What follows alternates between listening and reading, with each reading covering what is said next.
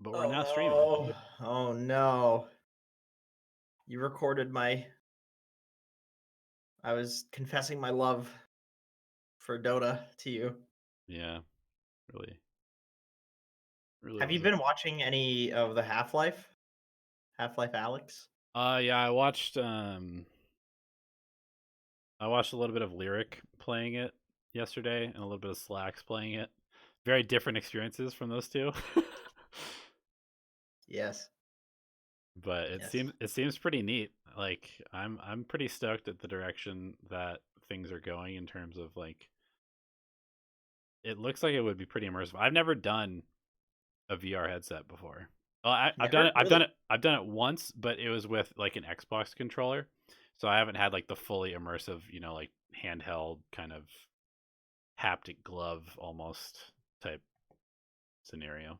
Yeah, I haven't done that either, but I did do Google Cardboard.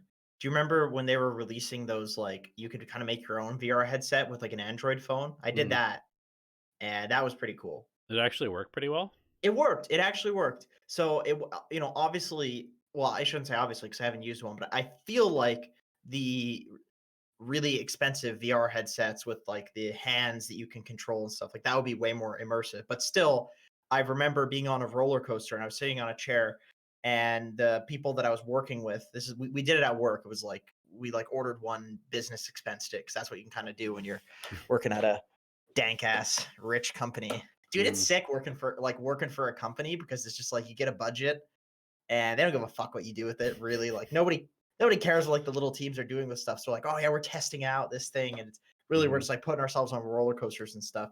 And then somebody shook my chair, and I remember like I felt the G force from like uh, going down the roller coaster. So that was a pretty cool experience. Like it does feel like even though the graphics are obviously not super realistic, it still tricks you into thinking because you move your head. Your brain is dumb. Like realistically, your brain is not. We're apes. Your brain's not meant to be able to process, oh, these graphics suck, so therefore it's not reality. Like if my vision really sucks and I look around, I'm still in reality, even though the resolution on my eyes maybe are not as good as yours. For right, example, when you wear glasses, like chances are if you wear glasses, you see a lot better than most people who have like 20/20 vision because it's correcting, or people that think they have 20/20 vision. But hmm still, our idea in our immersion in reality is the same. It's not like right, it's different. yeah, true. Um, I just can't wait till they kind of like streamline it a little bit, and then they start really kind of experimenting with like 3D sound and sound design like that, where Yeah. you like hear stuff like circling Do your they head do and they do they not have that? well, I don't know actually. Like I said, I haven't really used a headset very much God, before. dude. Um, It looked like a good game from a just game standpoint, but then was sitting there thinking like, "Oh man, this guy is like in this." Like he right. looks around and he sees a head crab there. They're called head crabs, right? I never Yeah, played the yeah, yeah, and it's like it jumps at him and he freaks the fuck out. It's like that looks real to him, you know? He yeah, heard it in his left ear and then he looks and then it's there. Like that's got to be terrifying. yeah. I know. I want to try it out. I just don't have a free $1,000 to drop on an index. Yeah, exactly. No, it's not a good time to get involved in VR. Let's just say that. Although we said we weren't going to talk about he who shall not be named, it who shall not be named today, Yeah, because fuck that. There's enough bullshit about that out there. So yeah. You want to post this yeah, on I got the you. Discord? I'll tweet it out. I got you. I got you, big boy.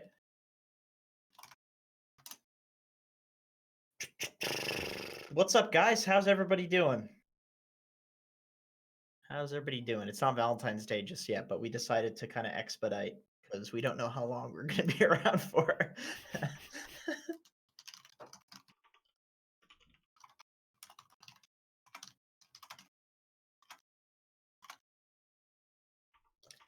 By using everyone, you are about to mention 900 plus people. Are Yep. you sure? It said 1,000 plus people to me the other day when I put my coaching thing on there. Yeah. Is that online people? Or did Um. people leave after I posted my coaching thing? No, no, no. It's online. I'm pretty sure. Okay. Okay. Because Yeah, because sometimes it fluctuates from like 1,100 to 1,000, 900, 1,200. Our Discord is actually enormous.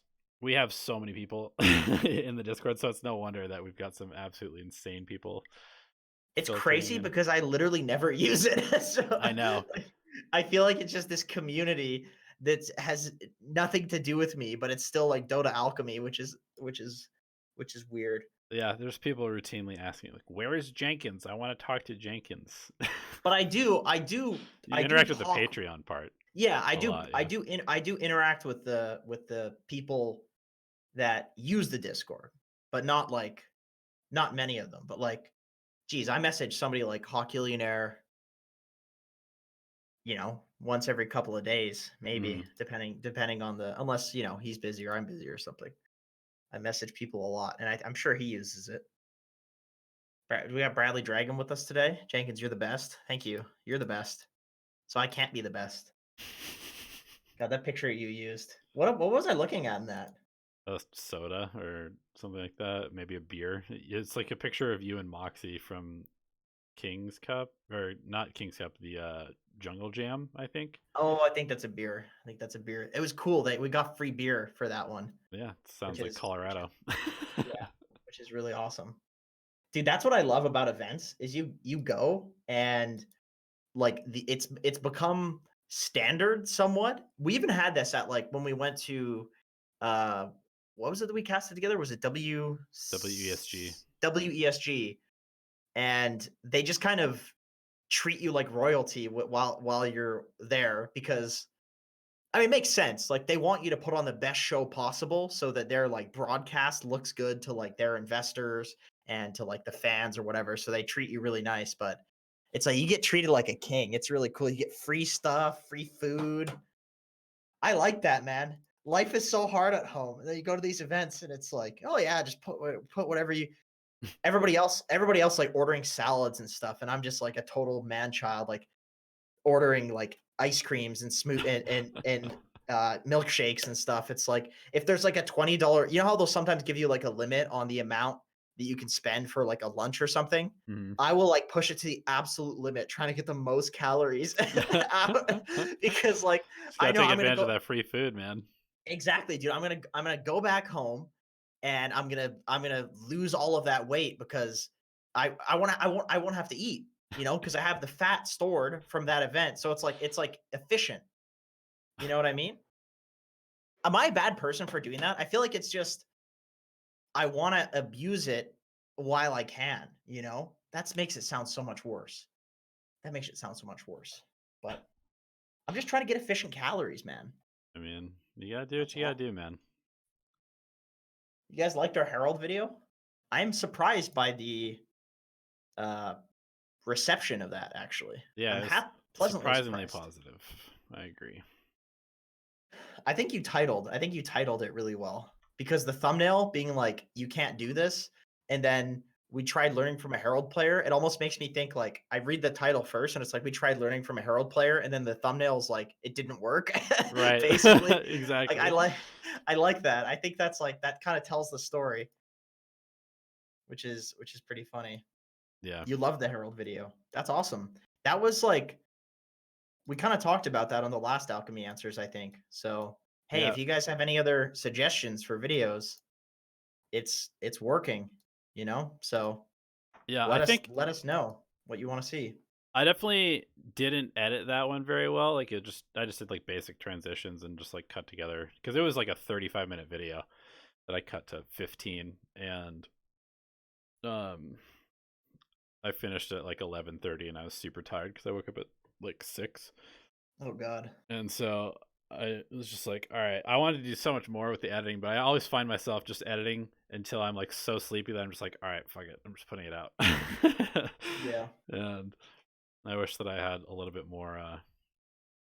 We just need to not suck so we don't need to edit videos.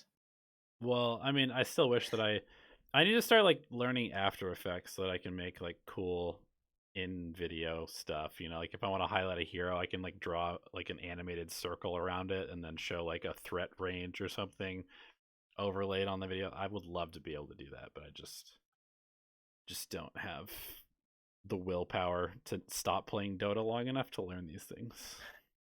I'm glad that I learned some like basic editing stuff. I feel like I do feel like it makes videos a lot easier to watch. But once Yes. again, for like the stuff that we put out on this channel, it is hard to spend a lot of time editing it because we try to do like 3 to 4 videos per week. And then we have 2 streams. So Yeah. it's not like something that we can this is like why people hire editors and stuff, but Jesus Christ, we can't afford an editor. No. I'm like between this and the writing for Hot Spawn and coaching, I make just enough to pay my rent and my groceries. So hiring an editor right now is just not on the board.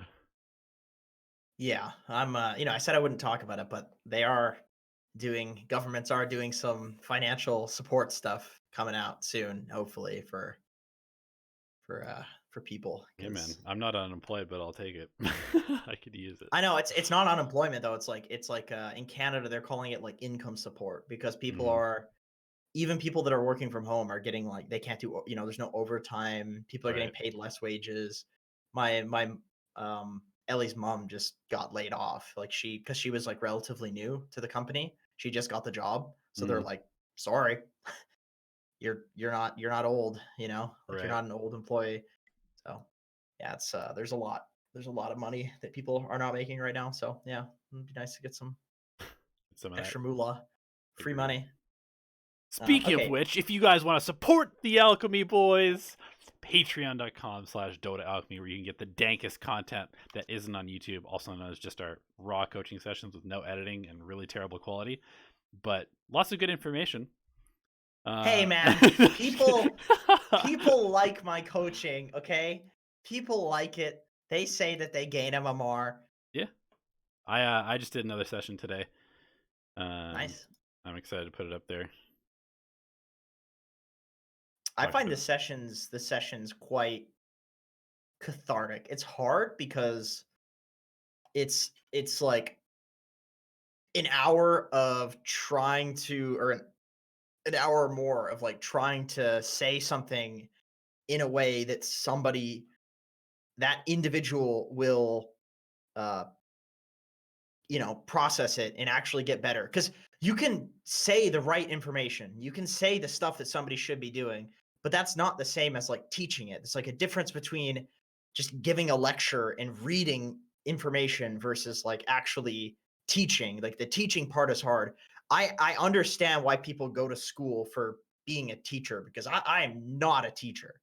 Like it's fucking hard and I'm trying to get better, but it is actually pretty uh it's pretty hard to do and it's pretty exhausting, but it's also like cathartic in a way because sometimes you'll just say the right thing and you'll see that it's clicked with somebody and that feels so good. And right. then it's like that's where good videos come from. It's like you say something, somebody's like, "Holy shit, that I didn't think about it that way." And it's like, neither did I, but I just said that. Right. Yeah, totally. I mean, I think it's probably the best practice and the best source for videos, to be honest, because it forces you. I mean, how often do you sit there for an hour straight and just like hardcore analyze a replay? Probably Yeah. never, right? Yeah. Probably never. Even when I'm doing my own replay review and really trying to learn, I can't do it for more than like 15, 20 minutes. And, I kind of wish sometimes that coaching sessions were only like half an hour because I feel like it's a little bit hard to keep track of all the stuff that you've talked about, and sometimes it feels like you're giving too much information. Hey man, use coachbin.com There you go. so that way you can keep track of I all of the things that you said to your students. ID is Coach Bin. I'm gonna put up some sessions here after the stream is over because I'm, I I enjoyed my think session today, and I've had a lot of people asking me, so I feel like I probably should. I think I'm actually going to spend some time programming that in a bit. So if you have any suggestions, Donnie, I'm talking to you. Let me Yeah, know I because will I'm gonna do that. And I'm gonna see if I can get BSJ on there, maybe some other people. do it. Do I think Because Wraith King is broken right now? No. definitely broken. You think he's broken? No, I mean I think he's okay. I think Wraith King's pretty decent. Yeah, I'm not saying he's bad. I don't think he's like uber broken though. Let me look at his win rate because I think it is quite high actually. Surprisingly high, I should say. I feel like Because that I had hero always has a high win rate though. I'm talking like pro level pubs, Mm. 52% with 744 picks. So seems about average. Seems it's decent. It's kind of on the But rise, maybe a little bit. see if you want a broken hero, let's talk about Lycan. Yeah. 65% win rate, 819 picks out of 7,000 matches. So, you divide that by the number of heroes, and there can be 10 heroes in a game. 819 picks is a lot. That's a large sample size. Yep. 65% win rate. Queen of Pain, 700 picks, 60% win rate. Death So Prophet, 58% Death win rate. Prophet, 58. Yeah, Weaver, 57. Weaver's got 322 picks, so it's not as much as these other heroes, but like Death Prophet, Quap, Lycan, clearly broken heroes. So just play those Yeah, until they're nerfed. definitely. They're good. They're good. Okay, do you want to get into the questions? Oh yeah, somebody asked, are we going to be answering chat questions? And yes, we will. We We look at chat. Yeah, we scatter them in there, but we got to focus on our Patreon supporters because that's what this show is for. Take questions from Yep. patreon.com/Dota Alchemy and put them into this format. Speaking of which, welcome to Alchemy Answers 72, where we're going to be answering how Dota Alchemy was formed and other dank questions. And the very first question that we have today, Elevated, is from Zebus, who's been a longtime supporter. And he says, I don't have more than 40 games on any hero. Is this a problem if I want to gain MMR? Currently in the legend bracket, if that matters. Yes, I would say it's a problem.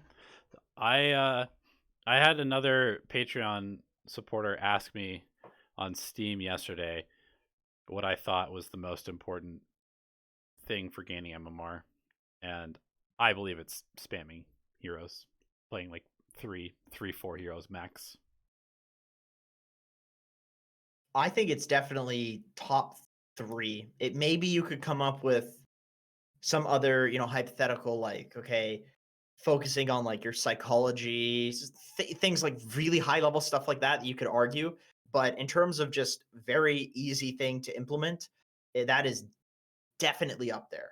That is definitely like the probably the number one easy thing to implement is you literally just play one hero, and it gives you such a good understanding of all of the other stuff around the game that is not related to hero specific mechanics, which is the hard part. It's like the heroes and the mechanics and the amount I've wanted to talk about this for a while now, just because on my own channel I've had, why do I look like Jesus? That's my brother was called Jesus in high school What? because he had long hair and he had like a beard, and people called me Baby Jesus. So that's I'm going back to school in this one. It's funny. But on my channel, I'm getting all these comments. People are like, you miss last hits here. People are like really hyper focused on last hits. And I wouldn't make a video about it per se because I wouldn't want to go against the grain of what so many people consider important in Dota. But I can tell you that I've been playing unranked with my girlfriend and my brother-in-laws, and they're, pretty low rated. And I've been playing on a Smurf, but it's unranked, so who gives a shit? I'm not going to try to justify it. I'm trying to get a Smurf to 7K, but anyway, it doesn't matter. I have been getting outlasted by legend players, by Archon players. Straight up, they are better at last hitting than I am. Does it matter? Not really, because it's one of the least important things in the game. Yep. And yet, you have all of these YouTube commenters that are hyper focused on last hitting. And you know why? What can I give? I'm sure there's a lot of analogies that you could draw. Maybe you could come up with like a snowboarding one, but it's because last hitting is like one of the first things that you learn. So it's one of the first things that you master. Right. So you feel like you can be an expert on it, right? Right. So everybody's an expert on it. Right. And a lot of the good players have stopped thinking about it and probably do need to go back to it. And I shouldn't last hit shittily and be like, that's fine. I should want to do that better still. Right. But that doesn't make it more important than these other things. Okay, so going all the way back to the point is that there are things in Dota that blind you. I just hit my mic. I'm sure that was really loud. But there are things in Dota that I talk with my hands that blind you, and it's this wall of mechanics and this wall of shit that's in front of you, and you need to look past the wall to see the important stuff that's behind it. And that is exactly what spamming a hero will let you do, is you focus on the wall first, and then you'll be so bored of it that the wall won't even be there, and then you can focus on the actual important stuff behind the wall that will make you a better player.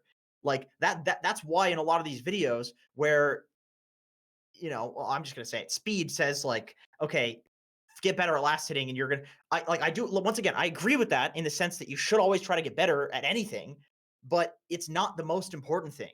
That's the wall that's in front of you, and I think focusing on the bait, going for the hook, is how you're going to get caught. Like that's not going to help. That's not going to actually make you better. You need to get past this fucking brick wall that's in front of you, and that's why you need to spam heroes. So Yep. very long, convoluted way of saying it, but yes, I think you should spam heroes, and it has nothing to do with that actual hero. Nothing to do with the hero. It has to do with everything not related to the hero. That's great. I might cut that and turn that into a piece of content. You think so? I feel Yeah. I feel like I was just kind of rambling No, on. that was good. That's why I didn't say a single word, because you're just in the zone right there. Nice, dude. It's the sugar-free Red Bull. Look, I went to the grocery store to get some Stop essential. showing branded shit on our stream unless they're sponsoring us, Jenkins. This is a sugar-free generic energy drink Thank that you. gives me wings. Thank you. So yeah, I don't want to knock anybody that's like focusing on last hits. I really think it's a good thing to focus on, but when it's the only thing that you focus on, you're not going to be good. Yeah. It's just blinders. You're just a horse with blinders on. You can't fucking see what's to the left and right of you. Yep. Yeah, I completely agree. I don't have anything else to add, to be honest. Okay. Let's see. That was Zebus. So we have Bradley Dragon. So Bradley Dragon's actually just lecturing people in here, but he's not. He's contributing. Like I am liking Bradley Dragon, dude. Not only is Bradley Dragon a character, he's contributing information too. He's like a fucking solid member of the community. Yeah, he is. I Um, agree. Once he stopped calling everybody cheaters, he- his contributions to the Discord have been amazing. they're 5-man cheating. Oh, that's so insane. Pogasus says, "Thank you for the last review. Never thought to stand next to a range creep if Disruptor thundershocks me. Yeah, it's a weird mechanic, but definitely a smart one. I've been having a bit of an issue being underleveled in my games, especially on Rubik. You really want your 6. How should I prioritize doing position 4 things, letting my 3 get solo XP in lane and getting levels? I try to watch for when mid leaves to rotate, but other than that, what can I do?" You know what I've recognized a lot recently from watching pubs is that the fours and even pro replays, the laning stage. I know that we talk about this a lot, where you need to give your teammate solo experience as much as possible. I don't see the pros doing that much. Like, they do it, but they also spend a lot of time in the lane contesting last hits for the enemy team, and they get a lot of experience from just being there and being annoying to the other team. So it's something that I've been having to think about, because I'm also running into this problem of like, I feel like I'm just setting up my teammate for a perfect game, and then I end up like level 3 at 8 minutes as somebody that needs to be like level 6 around 10 minutes. And I'm like, wait a second, am I actually throwing by doing this?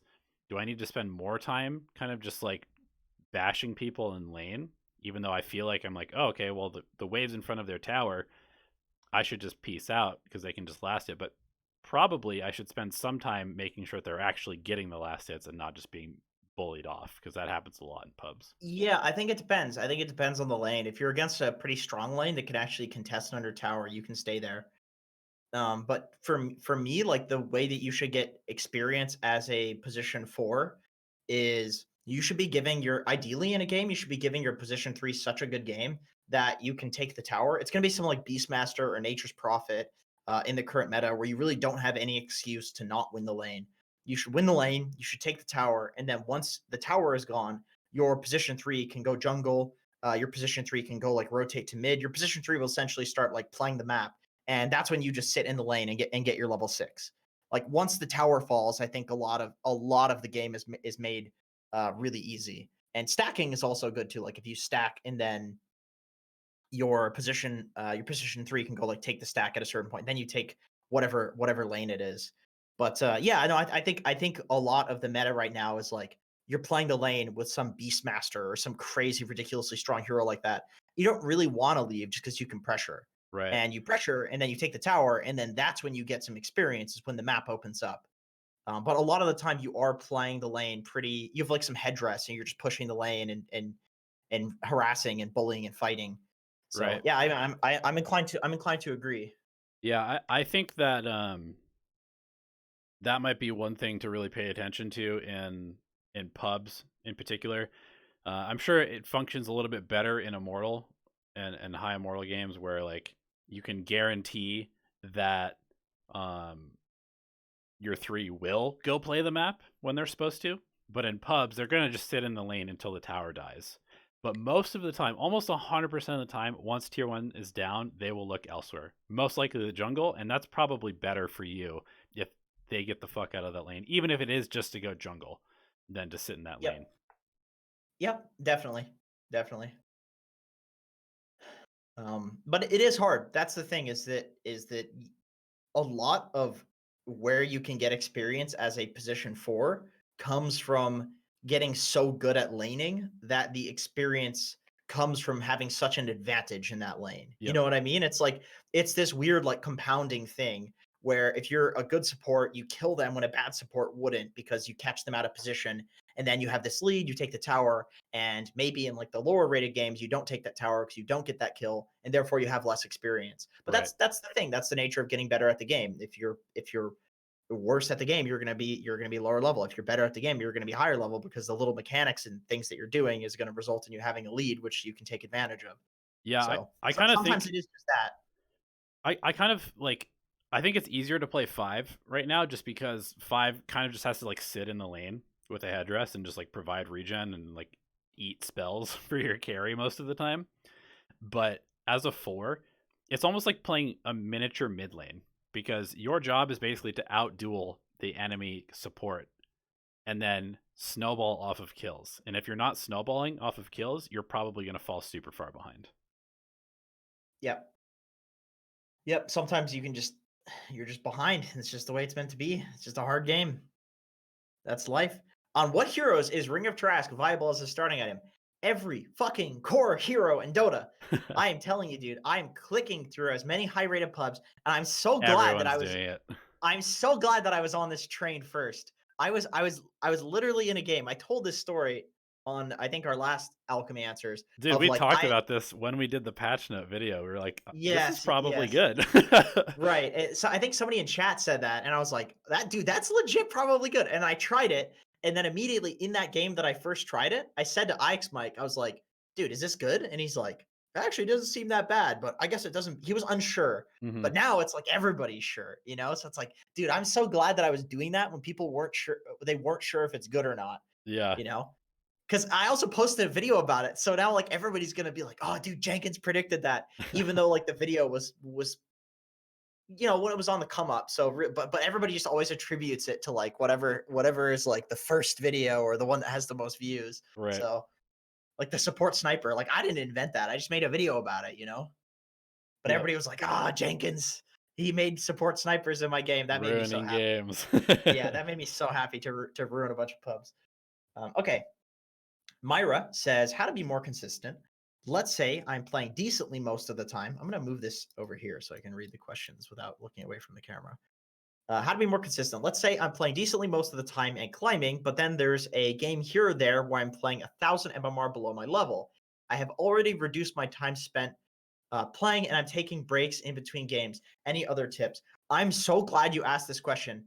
I had this exact conversation with my brother-in-law yesterday as we were playing unranked, trying to get my Smurf 100 hours so I can actually play um, ranked games.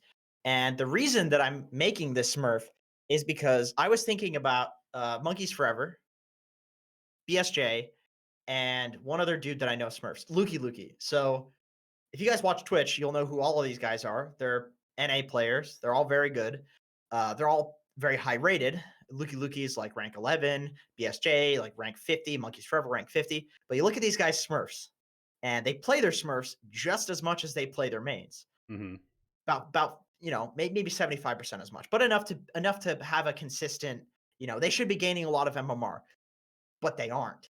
Luki Smurf rank 600, BSJ Smurf rank 200, not so bad. Monkeys Forever Smurf rank 500, pretty bad.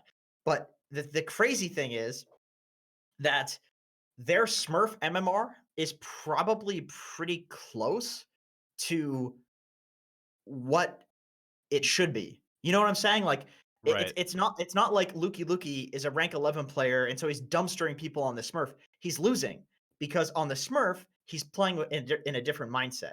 He's playing when maybe he's not 100% wanting to play the game. Hmm. He's playing different heroes other than the ones that he's comfortable with.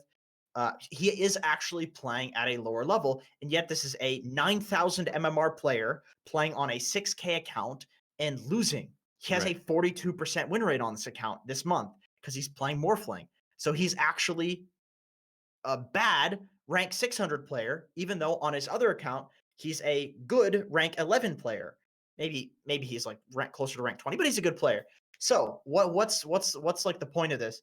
Basically, your MMR is not an accurate representation of your skill. It is a representation of your skill at whatever time you are playing the game. So if you play when you're fucking pissed, if you play when you're apathetic because your dog just died, it is a representation of that. But if you look at the good players, you can see that they have a split. They want to play Dota because they're addicted, but they have a split. They have a shitty MMR that's for when they aren't 100%, and then they have a good MMR for when they are 100%. So you don't need a Smurf to do this. All you need is to make sure that your main MMR is your MMR when your brain is in the perfect state to play, when you're not apathetic, when you're not depressed, when you're not raging, and otherwise just don't play the game. That's the conversation I have with my brother-in-law. It doesn't really answer your question of how to be more consistent. Um, because that involves like introspection and realizing when you're in this state, any state that's not like perfect to play the game. But that's all I would say is just make sure that when that MMR is an accurate representation of your skill at its best. Make sure that it's your peak by only playing when you're 100%. Because I see so many people play when they're raging and stuff, and it's like, Yeah. okay, maybe our skill is the same, but my MMR is higher than yours because I don't play when I'm raging, but you do. So your MMR is your raging MMR and your normal MMR, but my MMR is just my normal MMR. My raging MMR is somewhere out here. It doesn't Right. exist because I don't play when I'm raging, you Yeah. know? Yeah. No, I mean, the I think some people might get hung up on that where you say it's not an accurate representation of your skill because being consistent is a skill. That's part of being good at Dota, right? And Yeah, so that's true. so it's like MMR is essentially the average of all the potential MMRs at which you could play a game distilled into one number. And you and I have talked about this many times where it's like maybe you play this hero like you're a 4K player and you play this hero like you're a 6K player. And if you only play those two heroes and you play them exactly the same ratio, You're going to be you'll end up at 5K. 5K. But what you need to do is you need to make sure that you're having more games where you play higher than your average MMR and less games where you play lower than your average MMR. And the best way to do that is, like you said, to have a lot of like self-reflection, introspection, be honest with yourself. How many heroes are you playing every month? If it's like 20, you're not going to be playing above your average very often, right? Because you're probably really good and above average at maybe like 5 heroes in your entire pool. And that's just Yeah. like most people are like that. I gotta say, being honest with yourself is the absolute foundation for all of it. I like here's the thing is like to spare your feelings, let's say I'm coaching you to spare your feelings. I can say that stuff you're doing is good or that you don't deserve to lose or you don't deserve your MMR. But let's take feelings out of the picture. Let's say we're computers, we're robots, and all we care about is winning. Is a robot going to say that to another robot? No, it doesn't matter. It's fluff. Yeah. Like your MMR doesn't lie. It doesn't. Yeah. If somebody's higher MMR than you, they are better than you. If you look at somebody and you Unless think, it's an "Wow, how account is that person?" that's bought, but Unless like, it's a bot account. yeah. If you look at somebody and you say, "How are they a divine player?" That doesn't make any sense. It's because they're better than you. That's why. There's no excuse. There is no they play more than I do, so they're better. Yep. That's not a thing. I know a lot of people that barely play and they're good. Their MMR is high. New Sham's a great example. The guy doesn't fucking touch Dota. He plays with me once in a month and he just 1v5s and carries me. And it's just Right. embarrassing for me because I'm playing all the time. He's carrying me. And it's like riding a bike. You pick it up and sure, you're a little bit worse. But eventually, if you play a large enough sample size, that's the thing. It's like if you're playing one game every week, sure, maybe then it's like you're not playing enough. But eventually it will equate to what the like you said, the like average of whatever your skill is. It will equate to that eventually over enough time. That is just statistics. It's basic statistics. Yeah, So I wrote a script for a video on this today actually, so it's kind of hitting home right now. But basically, like, the conclusion that I came to is that nearly everyone wants to be an immortal level player, so you can, prove how good you are and maybe test your skills against pro players or whatever. But hardly anybody wants to do the work to get there. And like, the thing about being a high rated player is that you have to try harder than everybody in the game all the time. Basically, you know, you have to essentially be willing to look at every single bad thing that happens in a game and be like, was there something else I could have done to stop this from happening? Or that's sorry to interrupt, but I've been playing, like I said, I've been playing unranked, and I've been playing with some people that just don't give a shit because, Mhm. and that's why they're playing unranked. Like I'll say something to them like, "Oh, hey, we should go do this," and then they'll be like, "No, I don't want to do that. I'm having fun." And I've literally like if it's ranked, I might get upset. I might just be like, "Okay, what's wrong with it?" I won't say it, but I'll be like, "What the fuck is wrong with this person?" Like my brother-in-law, I would say, like, "What is wrong with this person? Right. Why don't they want to win?" But since it's unranked, I'm just like, dude, totally, yeah, whatever. Like if Right. you want to have fun, it's unranked, doesn't matter. Like the point of the mode is not to really win, it's just have fun. It's just fun casual Dota. It's like the casual version of the game. And Right. that's the thing with ranked. If you're playing ranked, you care about winning. That's the point. It's ranked. Yep. Like you have to associate your phone number with it to play. Like it's supposed that's the whole purpose of it is Right. that it's serious. It's Yeah. competitive. And the thing about like the unranked scenario that you just brought up, okay, so he says, "No, I don't want to do that." Now you have to be like, "Okay, that's the new data point. That's what I have to play around. The fact that this person doesn't want to go Roche right now because they want to just hit these creeps. Like, okay, I guess I can't play around Roche. Now I have to do something else, Dude, right?" I had a guy go, he was Kunkka, and he just farmed it. He wouldn't fight. He would not fight. And then I just see like 30 minutes into the game, Kunkka has purchased a rapier. He immediately runs into a fight, dies, and then loses it. And then we lose. We get thrown. And somebody was like, dude, why the fuck would you buy that? Why would you throw? He's like, oh, because I haven't gone rapier on Kunkka before. And I was just like, whatever, man. It's unranked. Throw all you want. It's just Right. for fun. You just have to, yeah, like you said, you just have to play around it. But in ranked, man, anybody tells you they don't care, they're just such a fucking liar. They're just like Yeah. distancing themselves from the loss. That's all they're doing is that they're Yep. trying to like emotionally distance themselves because it hurts. It hurts to lose. It hurts to invest into something and to be told that you suck Yep. or to feel that you suck. Which is what the game And does to you when you lose, basically. Like, yeah, and that's why going back, that's why honesty is the most important thing. Be honest with yourself because if you actually want to be good, well, you have to get better. You have to recognize your own skill to start with. That's the foundation. So you can't just lie to yourself. You can't blame your teammates. You can't do any of that shit because it's not going to actually give you MMR. Like you just won't get it. You'll just be stuck. Would you rather be? It's like happy truth or happy lie or a sad truth. You would prefer the sad truth and then an eventual happy truth. You know. yeah. Okay, that was a long one. Deegan says this isn't a question. Just want to say I've climbed about 400 MMR by sticking to one heroes, just like you guys said on the answers. And I just wanted to say thank you for the advice. I swear to God, I did not read that before we went on our like our just rant about picking one hero. But that's really good. There you go, guys. We answered the question, and about 15 minutes later, you hear the exact same thing being confirmed. So there you go. Yep. That's thank you for that, Deegan. Prove my point. Our point. Slorical says Jenkins said that Nushem thought that as long as you don't soak XP as a position 4, you will play at a 7k MMR level. You both mentioned follow the flowchart. What is the flowchart for a position 4 while laning? Is it based off of deciding to stack, pull, gank mid, or go for a kill in lane? If you guys could explain what to when do you decide to stack? When is it better to pull? Hopefully this question makes sense. What should my priorities be as a position 4? Nushem was actually like writing me like a video script for this. I think he was like, this was like back when I was doing like the game flip stuff, and he was like, I was trying to like basically get scripts, and I was like, dude, if you can come up with like a script, I can give. He needed money and shit, so I was Right. like, anyway, so he like kind of wrote this like ad hoc script about like priorities as a position 4, and it's pretty complicated. It's not easy, but the baseline is just not soaking experience. It depends on the game.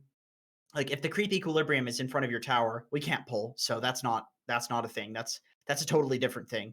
Pulling is what you do when it's in front of their tower. That's a base, like, that's what you do.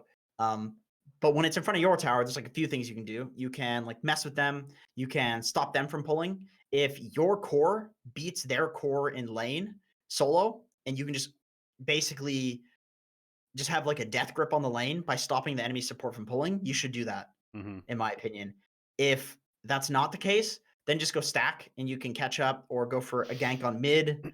If mid is very killable, like it depends. If mid's like an SF or a Tinker or one of these easy to kill heroes and you're like an Earth Spirit, of course, go gank mid. But it depends on the lane. If you're some Grimstroke, then you're not going to gank mid. That's when you should stack, or you should stop them from pulling, or you should go for a kill in the lane that you're in, or you should go to the tri lane and go try like, or sorry, go to the safe lane and go tri lane, something like that. Hmm. Although that's a huge risk. Like if then you can't get back top. So I would very much say that's like a 5% of games sort of thing. But with that being said, yeah, it's not a super simple thing. But I would say, like, just to answer your question about like pulling, um, if you can pull, you never want to stack. Like you never do anything. If you can pull, you pull. Yeah. That's like I don't see any other. If the lane is in front of their tower, it doesn't matter if you have a winning lane or losing lane, you pull. Because if you have a winning lane, your core can't pressure their core if it's in front of their tower.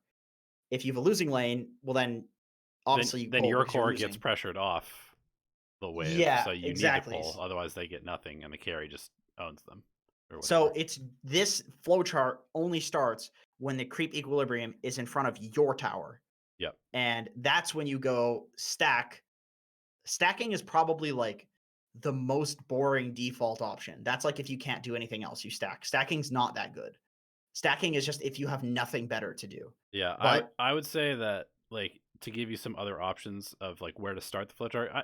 I really think it's so game dependent. It's hard to give you like an actual flowchart, but your initial seed branches would be: is the enemy support pulling? Go stop them. Can you kill the person right now at your current levels and resources? Kill them. Is there a power rune spawning mid right now and your mid cannot get it because they're not very good at pushing out the lane? Go get the power rune. Are the bounty runes spawning in the oh next yeah, 30 seconds? Set up for runes are another those. thing. I forgot to mention those. Yeah. Those are important. Like if there's like an Ember versus Storm mid sort of thing mid, then like the runes are very important. It just depends on the other lanes. Like the other lanes dictate what you do at that point, basically. Yep. I'm Exactly. surprised somebody in chat, the diplomat, said, Jenkins, does your philosophy degree help you see Dota more clearly? I'm surprised somebody remembers that I have a philosophy minor, but I do want to say something about that. I legitimately consider that my philosophy minor is arguably has done more for me than my CS major, like being a CS degree. I feel like philosophy is a majorly underrated discipline because like in today's day and age, critical thinking and actually formulating an argument that is like sound and valid is one of the most lacking things. Like, have you ever gotten an internet argument? You just read a sentence that somebody says like angrily to you, and it just literally logically doesn't make any sense. All And the then you time. question it. You question it, and then they're like, "You mad?" It's like, no, I literally don't understand the English. It doesn't. The things don't they don't they're not it's not logical. They don't correlate with each other. Like somebody said, I was in unranked, and somebody said, you are so bad at Dota that you can't even get pussy. or you can't get laid. And it's like, I get that those are two insults and you're combining them, but it makes no sense the way that you're combining them. Like the insult, just the way that they formulated the insult was more insulting than the actual insult. Like, what does that mean? You are so bad at Dota that you can't get pussy, you can't get laid. Can you tell me how the fuck that even makes sense?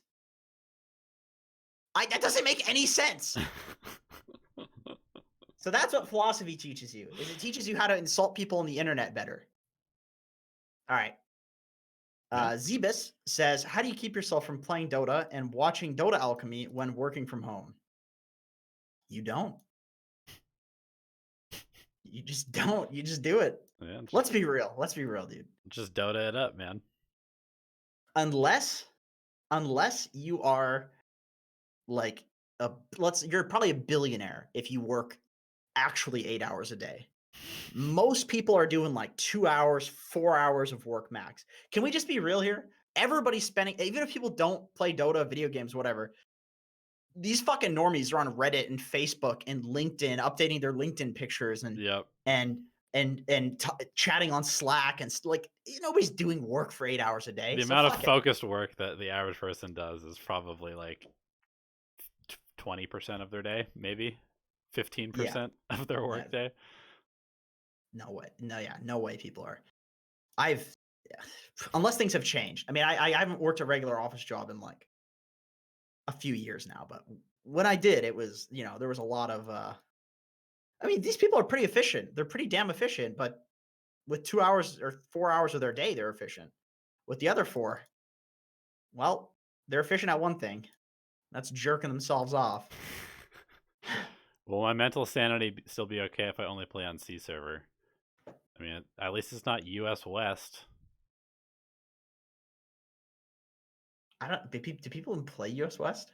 Yeah, I do. I have like 10 ping. I can't not play at 10 ping. I feel like once you get to like immortal bracket, there's just very few games in US West. Maybe. I would try East. I mean, I queue for both, so. Jenkins can code. Yes.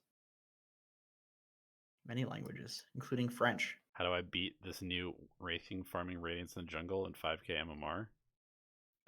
Put a ward there and just stand next to him and hit his creeps when he tries to last hit. What is he gonna do? Yeah, that's a good one. That's a good one, actually. I gotta say, those skeletons are annoying, man. They definitely are. But I feel like anyone who's having trouble with a jungler on the enemy team has a lot more problems than that jungler's build to deal with. There's a good question coming up, and I'm reading it. I'm guilty of this. I want to get to this. Okay, we'll get to it eventually. It's Fuzzy. Answer the question. Or ask the question. Putzy McCoy says, any advice for learning more mechanically complex heroes other than watch and decipher replays and practice the hero in a lobby or unranked? I want to learn Morphling, but I have been shit scared to do it as of yet. Once again, the only advice that I can really give you for that is spam it. Like, get over that anxiety of feeling like, oh, I'm never going to be good at this hero. I just can't play this hero, because I can tell you that I have felt that about so many heroes before. Beastmaster is always the example that I bring up. It never so micro-y, so hard. Yeah. It never felt good to me to play it. So I just like avoided it like the plague. Yep. And God, every time you step away from something like that, like you try something and you fail and then you step away from it, and just it makes it so much harder to go back. It's like every time it gets scarier and scarier. I was watching some Jordan Peterson lecture, and he was talking about how a lot of women in their 40s have this problem where they had a very protective father, and then in their 20s they had like a protective boyfriend, and then a protective husband, and then in their 40s, like a lot of the time, they are largely on their own. They have to do a lot of stuff on their own, whether it's like because of divorce or their husband passes away, something like that. And a lot of people like break down because they've always had somebody to kind of go to as like a protector. If things get really bad, you like go to somebody with your like problems, like you can bounce ideas off of them, et cetera, rather than like finding that strength from within.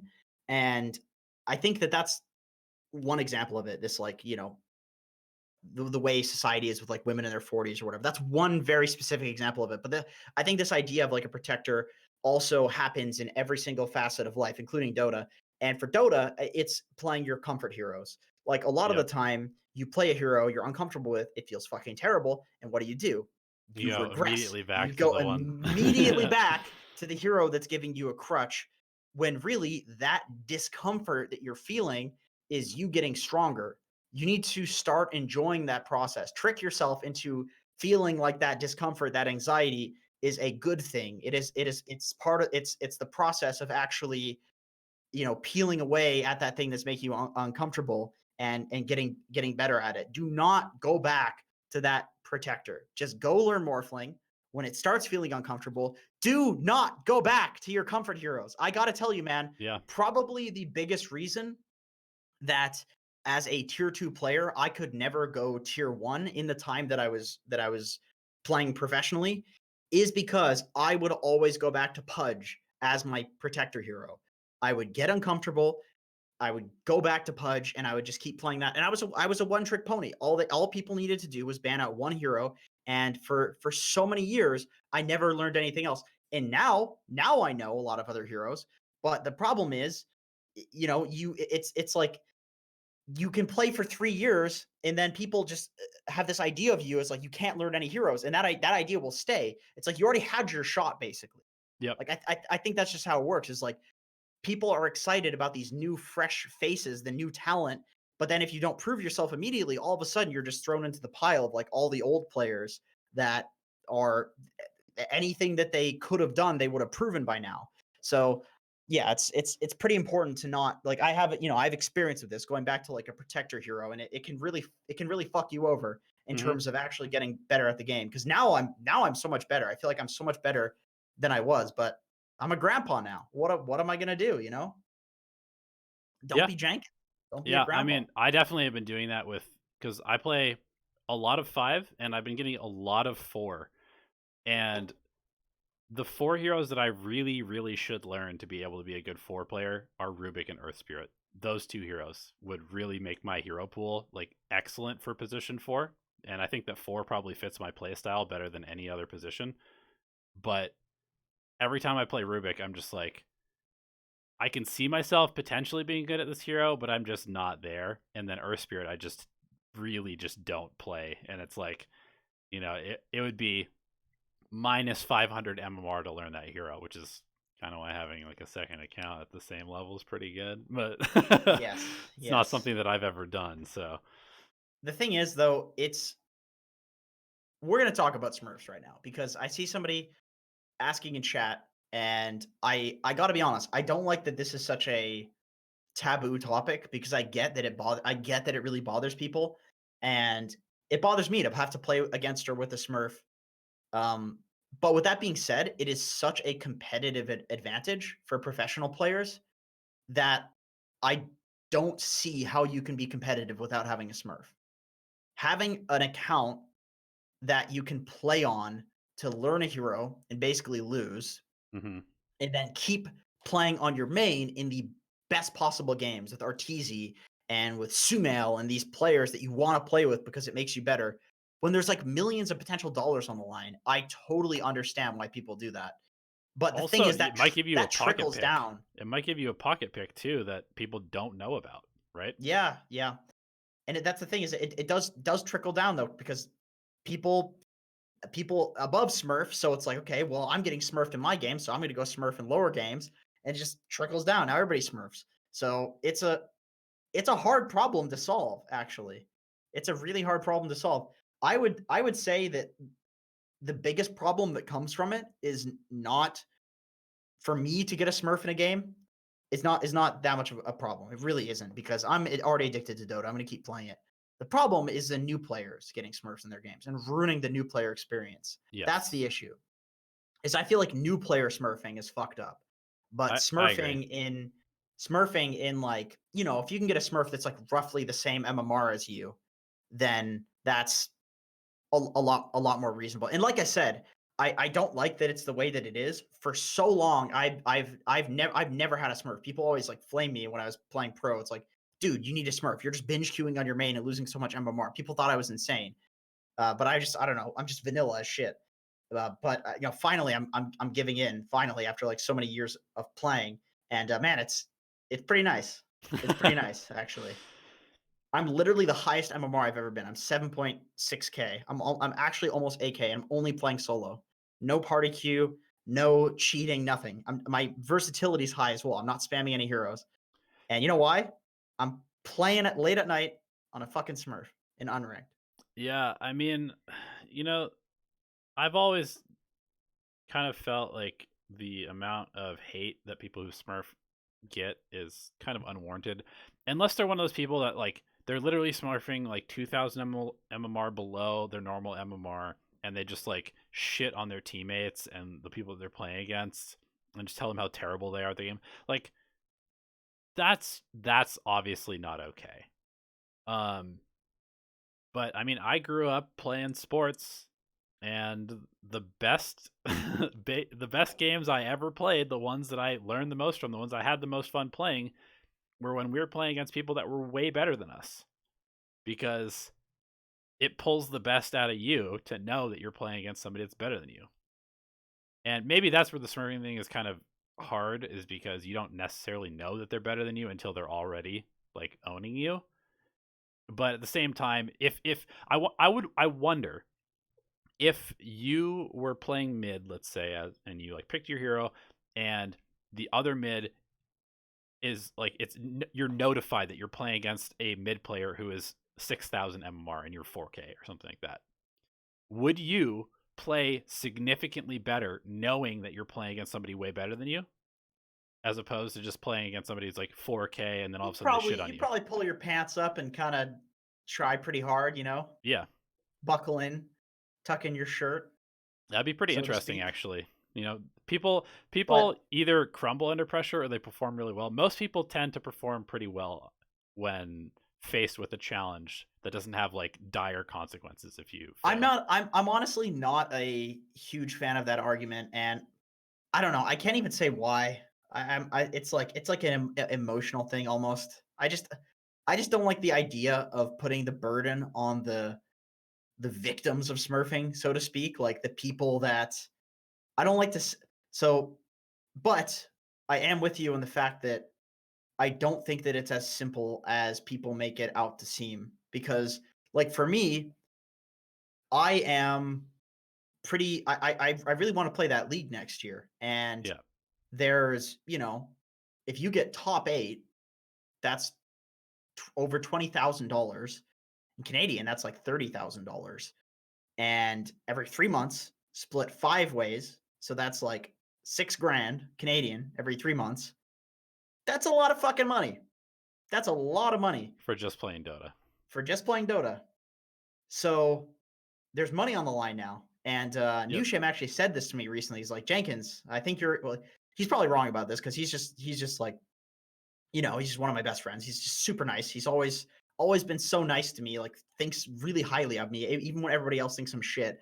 So he's like, dude, I think you're so good, and you just gotta like you gotta try. He said that he thinks he cares more about my MMR than I do, which honestly shocked me because I think I care a lot. I make all these videos about it, but it just made me realize that I wasn't as competitive as I thought because I was binge queuing. I wasn't smurfing. I wasn't doing all of these. I was being on like a moral high ground. And if I'm as competitive as I thought, I wouldn't take a moral high ground. I would do everything possible to win. And I didn't care about that before, but now, with money on the line, it's like Right. I'm gonna take the competitive advantage. Right. So I guess all I'm saying is I understand it, and I think it's way more complicated than people think. But I don't like the fact that there are like Archon players and Guardians and Heralds that are playing with people who are immortal. Like that's fucked up. Right. Or even divine. Like that's not fun for them at all. It's like that's like ruining the game. So I think there's a solution, but I don't think it's a simple one. Yeah, I agree. It's a tough one that probably will never be solved really to like a satisfactory amount. Yeah, yeah. But man, when there's money on the line, I don't know. These days, especially, I do not blame people. Yep, I agree. Agrabas says, As a mid laner in this patch, how do I know when to rotate and when to stay in lane and pressure slash farm? That depends on your hero. Uh, there are very specific tempo controlling heroes in Dota. Queen of Pain, Puck, Ember Spirit, heroes that can do a lot by rotating. And if you're one of those heroes, you should definitely. Dota's all about like risk reward. You go rotate to a lane, you could be the best rotator ever. It might not pan out. So you just want to basically weigh those two things. And if you're one of these rotating heroes, the reward of it is probably the risk is probably going to be pretty low. The reward's probably going to be pretty high. But if you're dumpstering your lane, then the risk might be higher because you're risking leaving a lane that you're winning and that you can pressure to go to the side lane. So you need to consider, okay, are these side lanes important to pressure? Is there an anti-mage? Is there a hero that do I have an anti-mage and I need to go kill the hero that's against them so my anti-mage can have a game? These are all considerations you need to take. And I would just say, like, if getting runes is good. Um, if you don't want to be in your lane anyway, if you're not pressuring at all by being there, then 100% rotate. That's the easiest time to make rotation is when you don't want to be in your lane anyway. And if the enemy team has heroes that you need to rotate to kill because they're dumpstering one of your important heroes, then that's when you want to make a rotation. Yeah, makes sense to me. I like it. Mason Smurfs when he dodges games on his main and cannot play. Yeah, I can understand that. It's actually, did you know you can abandon in the first, you can abandon after the draft now, and it Really? doesn't count for MMR? Yes. I'm getting an abandon like every other game, legitimately. That sounds awful. That Yes, doesn't seem it's very intended. awful. People are mega cheating right now. I feel like that's the funniest shit ever, dude. The fact that every single time that there's some new patch for a ranking system or updating how matchmaking works, without fail, I talk to you like a week later and you're like, people are fucking cheating. Everybody's cheating right now at the highest levels. Yeah, it spreads pretty quickly, man. It's like wildfire. Does it still give low priority? Yes, it does. It does give low priority. It does give Q bans. It does lower your behavior score, but nobody gives a fuck. MMR is the only thing that matters. I assure you. To these players, that is all that matters. Yep. Uga Chaka says, as a carry, how can I tell if a fight is worth showing up to? I've had success by ignoring everything that isn't a high ground push, but that seems like a bad habit to get into. Thoughts? I'm Archon 3. Okay, so I do want to say, with regard to both of these questions, I'm really glad that you guys asked them because I think they're incredibly important questions. But these are basically the questions that are the art of playing the role. Knowing when to show up and when to not show up is what makes RTZ such a good carry. So if I had a 100% answer for you, I would be not a TI winning player, but I would get third place at every tournament, which so I'd be making a lot of money. Be Good enough, right? pretty solid right now. That's good enough. So I can give you advice on this, but I can't say, that it's going to be a perfect flow chart. So basically, whenever the enemy team is split up, that's a good fight to show up to. I mean, I can just tell you my rules. My rules are they diving like morons, or is the enemy team split up? If neither of those things are the case, okay, 3 rules. Are the enemy team split up? So it's like a 5v4 if you show up, then it's a good fight. Are they diving like morons, aka you have towers to protect you? Or you have some power spike and you actually want to fight. Like you just got a BKB and you Yep. want to fight, and it's a 5v5. That's it. Those are the 3 things. And like I said, probably RTC would listen to this and be like, "Wow, Jenkins is a fucking idiot. This is why he's a tier 2 player." That's fine. That's my flow chart. I think you should have your own. That's part of the art of playing carry, and that's going to be part of what makes you you. If you don't want to show up to anything and just let your team feed, that's what Hector does. That's fine. But you need to make damn sure that when you do show up, you're doing the right shit and you're Right. showing up at the perfect timing, because otherwise you're going to lose a lot of games. But it's fine. You can play like that if you're really good at it. Just whatever you're good at, just pivot on that. Yep. Yeah, we do get a Okay. lot of those questions that are like so decision making based, where it's like, we have to be in the scenario or we have to literally be a pro player playing this position to be able to give you the exact information that you're asking for. A lot of it comes down to just like fail over and over and over until you learn what the correct timing is for you, basically. Yeah, exactly. Exactly. Not easy. Not an easy decision. Not binary, I should say. Whoosh Bar says, I live in Seattle, Washington. I love that city, man. I love Seattle. Always played on US West server, but now I'm finding out that all the good players are on US East, and West has a lot fewer players. This is true. I think I have the most. I think for most of the time it's fine, but I just hit Divine 1, and I want to get better. Is it worth changing servers? Is it worth playing on near 100 ping on US East instead of the 20 ping I have on US West, but far fewer players? Or does the server not really matter? Well, I can tell you, once you start getting to like Immortal rank 800 to 500, you are not going to get good. You're going to get behavior score differences in these games. The queue times are going to be long. You're going to get, uh, I don't know. It's not going to be good. You do need to queue East. And that's because like all the Peruvian players, Mexican players, like everybody from all of these other places, other than like US queues on US East because of just like the distance to the servers and routing and things like that. Even Brazilians will queue on US East now. A lot of Brazilians are queuing on US East, I have but a like they can't 2% queue better win West. rate on West.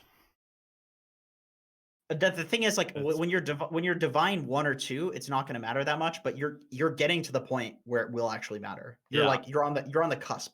I just think it's interesting that because I have not the same amount, but I've got 3,000 plus games on both, and I have a 2% higher win rate on one of them, and it's just kind of weird. I wonder if it is ping or if it's just like I have no idea. I have no idea.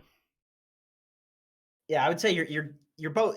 The Whoosh Bar is about the same MMR that you're at, Donnie, and I think you're both like nearly at the point where it'll matter, but not quite there yet. So I would say West is fine for you, but you do want to play with the Peruvians and Brazilians and stuff because Yeah, they're very good, yeah. despite Peruvians in particular being quite insane. I have a These people 100% are win rate on Peru servers, 2-0, man. What's up? nice job. That's good. When did you queue Peru servers? I don't know. I don't know, but apparently I did at some point. Is there a vibe difference, Donnie? Is there a vibe difference on West and East? West and Oh East. God, is there ever? There's a big vibe Yeah, difference. there probably is. I would say that you get a lot West of is like Diet Coke vibes and Diet Pepsi vibes definitely on East. sure, exactly. Jenkins, how much do you weight? I'm like 180, something like that. I'm a big boy. Snowy says my games have either gone 20 to 30 minutes or 60 plus minutes, but rarely 40 or 50 minutes. The game seems to tend to snowball, or people prolong the game, sit high ground, yada yada. This is most likely a result of the bracket I'm in. Could this be a trend in higher skill games, or are there any interesting trends concerning the way the game progresses in your bracket since these 2 patches? That's an interesting question. I found that for the last few patches, games don't really end very quickly. It's like 30-minute plus endings, like 25 to 30 minutes, Yeah, where people sit in front of the base, kind of choking the enemy team for like 10 minutes at least before high grounding. yeah. I think what's probably happening is because you also have like snowball games where it's over in like 15, 16, 17 minutes, like from time to time, right? Like just total draft win or people throw or whatever. Um, that's like 5% of games, maybe 10% of games, whatever, like that. And then most games tend to be those like fairly even. Maybe you get off to a big lead, you have one mistake, but then you get to the point where one team should win, and in your bracket, they do win. But in the lower brackets, they don't win.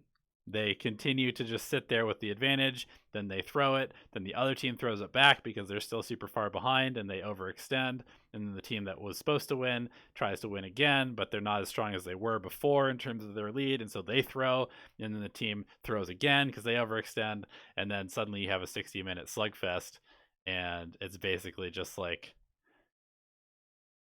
you have either the snowball games that are over, or you have the super back and forth ridiculousness because nobody knows how to actually close out a game at any MMR below like high divine probably.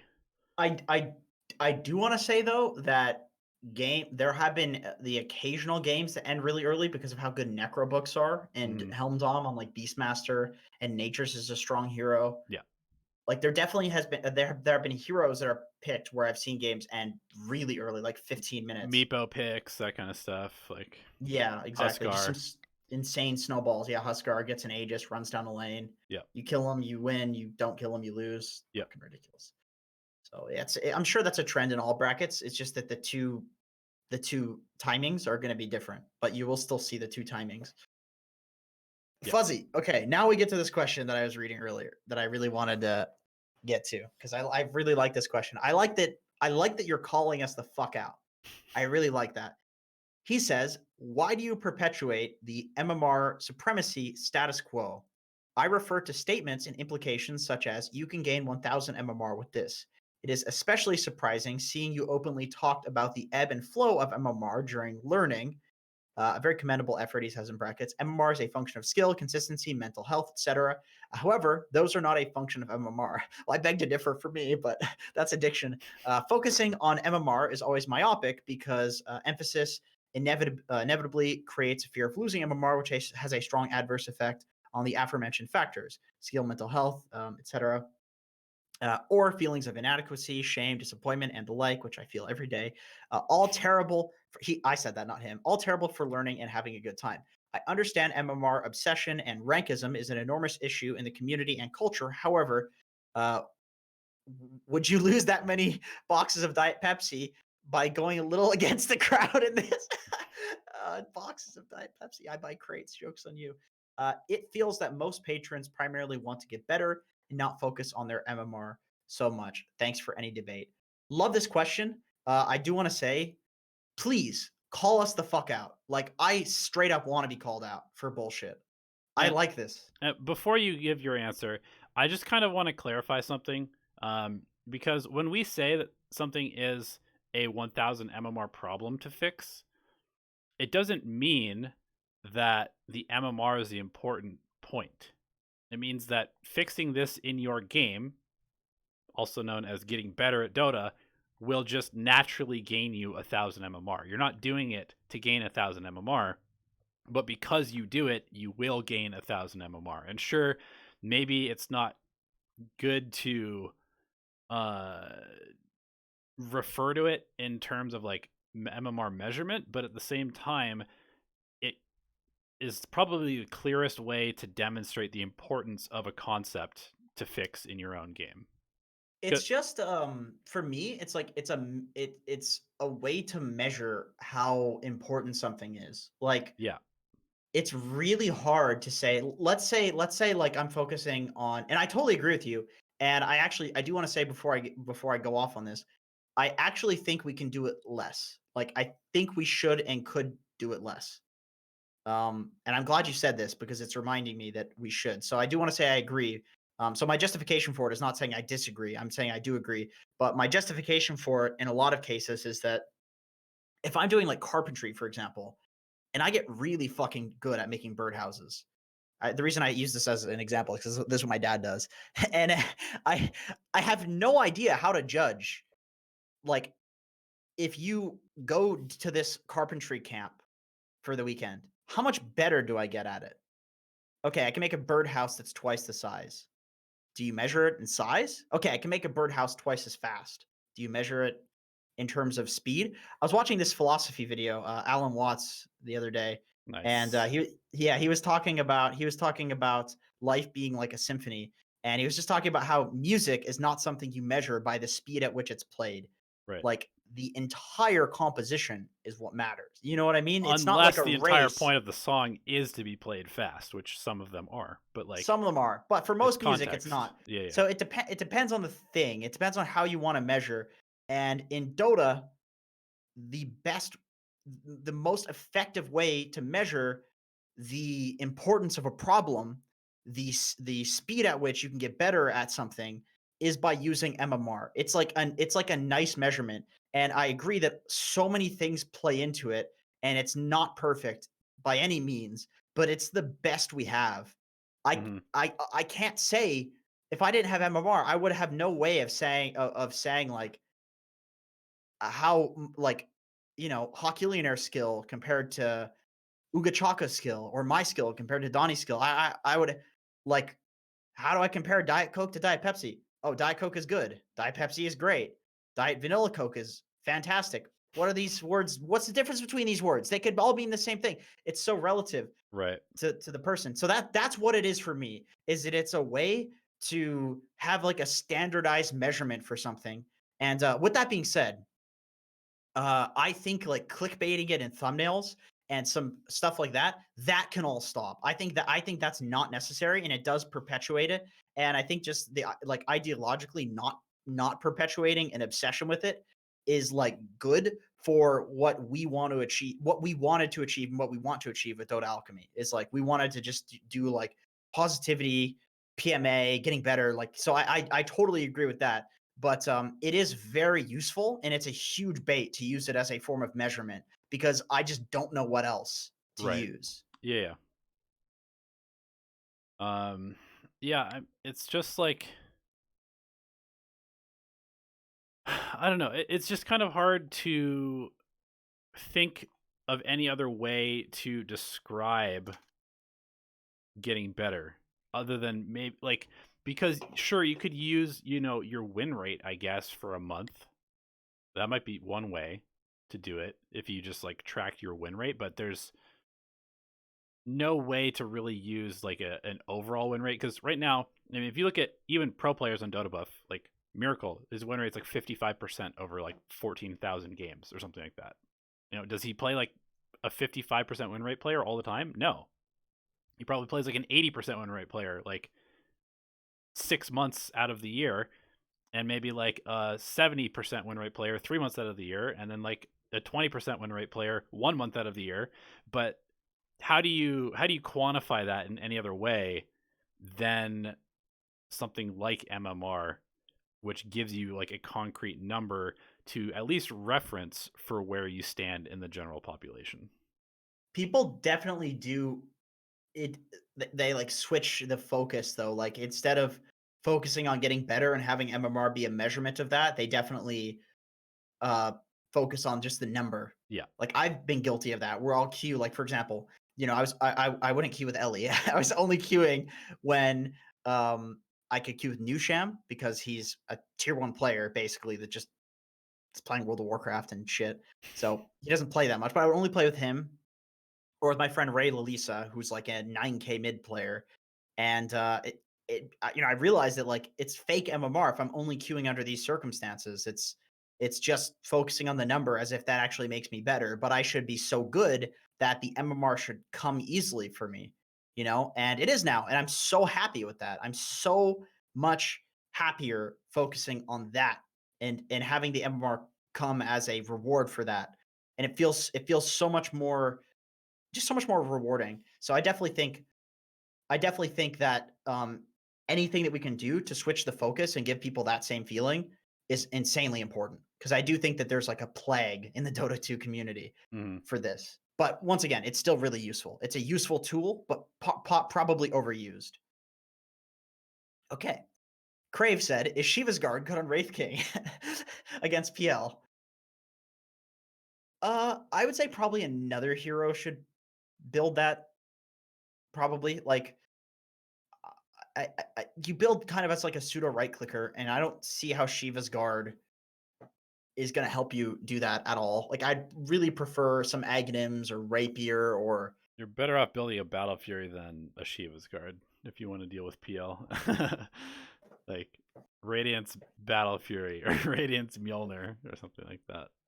yeah. Yeah, Mjolnir's a good one. Mjolnir's a good one. I would say that answers the same, question without having to be a Shiva's Guard builder. Like Shiva's Guard builders are for heroes that specifically want to run in and be tanky. It's like for a specific archetype of hero that's not Wraith King. Wraith King's like a right click carry.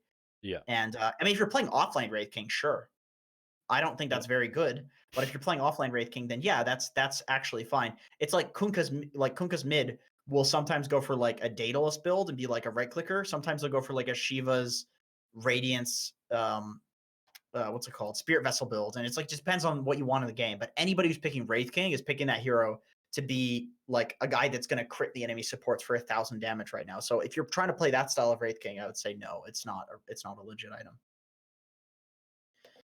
Poopy Pants Boy says, I Yeah. often lose to he's been here for so long. I've been losing to 4 tanky heroes that protect a sniper in the back. If you don't see this lineup coming and therefore you have no gap close to get sniper, what is the proper route you should take to win these kind of games? I have one available and I could submit a replay of this game if of a game like this to help with the advice. So blinks and smokes. That's your answer, in my opinion. You need to smoke and get the sniper while he's hitting creeps alone, which he will be, because sniper players are idiots, and just get blinks on every hero and blink on the back lines. No matter what your heroes are. Like, I mean, unless you're like an anti-mage, but then that's gap close. You said you don't have any of that. But people build blink on Death Prophet, people build blink on Terrorblade. Ember Spirit, Terrorblade, these like ludicrous blink heroes, because it's that or lose the game. So Right. I'm glad they're not. I'm glad they haven't nerfed Blink a lot, because if Blink was nerfed a lot, then Sniper would be really good. It's like they nerfed Force Staff and Clockwork's all of a sudden really broken because Force is just garbage. Right. It's actually hard to force people out of cogs now. Yeah. So You because almost the have to range like is so hit short. the cogs yourself just to use it on people. Yeah, exactly, Yeah. exactly. You have to walk so close that it's like you're just gonna feed. So yeah, it's pretty fucking hard. So yeah, Blink Dagger. Blink Dagger's the answer, and smokes. And also just recognize that sniper is not a very mobile hero. So if they're kind of just grouping up around the sniper, just split push them. Split push to set up for plays. He just like slowly waddles places. Yeah, I did play a game earlier today that I won where we had a mid sniper, and the dude was rotating all over the map, and he was killing it. I was amazed. I was like, holy shit, this sniper's been to the safe lane 3 times in the first 15 minutes. What's going on? But he ended up going like 14-0 and 14 with a ton of impact as like a highly active mid sniper. It was kind of impressive. Highly active mid sniper. What did I just hear? Exactly. What did I just fucking hear? Okay. Vinceptor says, very important question. How did you guys meet, and was it love at first sight? Took us a long time to get to the namesake of this video. Bonus question, was watching some RTZ replays recently and wondering if you guys have any advice when it comes to analyzing pro replays. It can be quite difficult to try and copy him exactly because of the differences between Archon and Immortal games. For example, when he dies, it's often due to a coordinated smoke gank, but he's often looking out for these. However, I probably don't need to worry about these too much in my bracket. So what are the most important things I need to look out for that can apply for me even though I'm in Archon? Okay, well, let's answer the love at first sight. When did we first meet, Donnie? Probably through me having to edit one of your videos for Pugna. Oh, come on. You didn't have to edit any of my videos. I was self-sufficient. You keep telling yourself that. Why did we first start talking, actually? I think... Well, it was because I was the content manager and director at Pugna. Yeah, was it I was originally the dude who owned Khan, the guy. I started talking to him originally, Yeah. but I think then they started scaling, got so busy that I started talking to you to give them my content and to work with like the content. I started talking to you. Yep. And then I had access to all the back end stuff, and you got really curious about how your content was doing, which none of the other creators were doing. And I was like, oh, this guy actually cares about what's going on this website, unlike everybody else that I'm working with. And so I just started giving you insider trading information, basically, about how to do better content for Pugna. Oh yeah, you were giving me I was like, this video is doing super well. You should do more stuff like this. And right. I remember that. It was always like the simple videos that did better. Yeah. Like and so we just kind the of ones like iterated on your content until you became easily the most prolific content creator on Pugna. And since you were the only person giving me content on a regular basis, you're the only person that I was regularly working with on a regular basis. And I think I'm sad at the amount of content that was lost on that site. Like just gone. Yeah, I know. Like A lot of it is never. not very good though. That's true. I mean, a lot of my content was garbage. It was like, man, hours that could be just put into a 15-minute video, you know? Yep. Just rambling and just such shitty mic quality and no editing whatsoever. Oh, I remember. I Those remember. I remember. But yeah, yeah, I man. mean then, I think after working together at Pugna for like probably 8 months or something like that, we just kind of were like, man, there's so much more we could be doing, and then the company had to close and we were like, hey, this is the opportunity. Good thing there's no rambling on Dota Alchemy. Yeah, we definitely got a lot better at that. No rambling here. Oh god. Oh man. But you know what? The funny thing is like I joke, but it was so much worse. It was so bad. Yeah. Just repeating the same shit over and over and over and over. It was so boring. Not to call I anybody out, but it was like basically every single YouTube video that was put out that wasn't memes until we started Dota Alchemy. Because basically every other YouTube video that was not just a meme channel or highlight channel was just somebody talking about their replay from spawning in the fountain until the throne dies in a monotone voice, being like, well, I think I'm gonna probably go here. Oh wait, never mind. I decided I'm gonna go this way. Oh, actually, okay. I'm hitting the stun. Nice, cool. And we should probably go Rocher, but looks like my team's gonna go top. So I'm gonna yeah. go. Like that was literally the Uh guide content that but you existed know on what? You YouTube. know what? Some videos like that actually have good golden nuggets in them just because it's like pro players that are saying this shit. So like they Right. say good, but most of it's garbage. Yeah. Yeah, that's it's anyway, after that we were Pugna closed and we were like, well, we both need to pay rent. So we started Dota Alchemy. We had like a subscription based website. And it was actually doing okay. We had like 200, 300 subscribers. So it was not bad. And it was growing, but we were feeling pretty bad about like we're basically competing with Game Leap and we were feeling pretty shitty about just paywalling content. We felt like it shouldn't be like that. I don't know, not to take like a moral high ground or something, but it just felt old. It felt like an old way to make money, like the way to so many like mobile apps have like microtransactions and merch and all of this other stuff that I think can be monetized and just everybody can take whatever it is for free and kind of donate if they want to. And I mean that's been working. That's been working for us. So Yeah. I mean, the our primary like commodity too was the exact same thing that we were giving away for free and also charging for. So it just didn't make any sense from a business standpoint. Now that we think about it. yeah, so it's was definitely the right choice.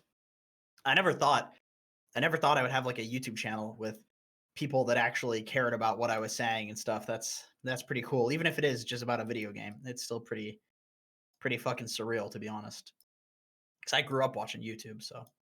So his bonus question was watching RTZ replays, how to actually apply pro player stuff to Archon. Um, Yeah, pay attention to like the more like general concepts. You don't have to necessarily be like um trying to dodge an 8K coordinated smoke gank in your Archon games, but you do need to be checking the minimap every second to see what's going on. You need to be clicking on other people's items. You do need to be thinking about what item you need next. You do need to like pay attention to when you show up to fights. You do need to make sure you understand what a power spike is and how to play a laning stage in various matchups.